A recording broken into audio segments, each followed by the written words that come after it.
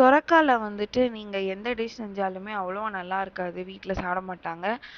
But இத try பண்ணி பாருங்க. ரொம்பவே நல்லா இருந்தது. என் கிட்ஸுக்குமே பிடிச்சிருந்தது. இது வந்து சொரக்கா ரொட்டி செஞ்சிருந்தேன் கோதும மாவுல.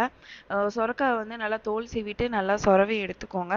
அதே மாரி 2 கேரட்டு, ஒரு 1/2 பெரிய சொரக்கா வந்து சொரவி எடுத்துக்கிட்டேன். இவ்வளோதான் போடணும்னு எதுவுமே கிடையாது. உங்க இஷ்டம் தான். நீங்க இதுக்கு பதிலா எந்த காய்கறிங்க வேணா போட்டுக்கலாம். ஒரே ஒரு பெரிய வெங்காயத்தையும் நறுக்கி எடுத்துட்டேன்.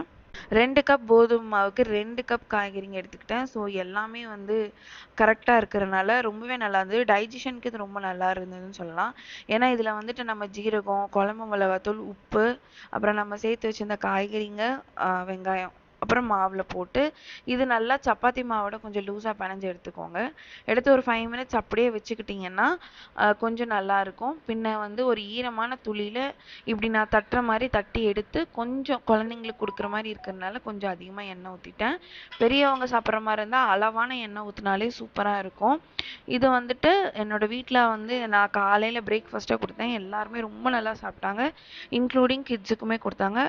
இது வந்துட்டு டயட் இருக்கிறவங்க தாராளமா ட்ரை பண்ணலாம். இதுலயே அரிசி மாவு போட்டு ட்ரை பண்ணாலும் நல்லா இருந்தது. ஸோ ட்ரை பண்ணி பாருங்க. Thank you.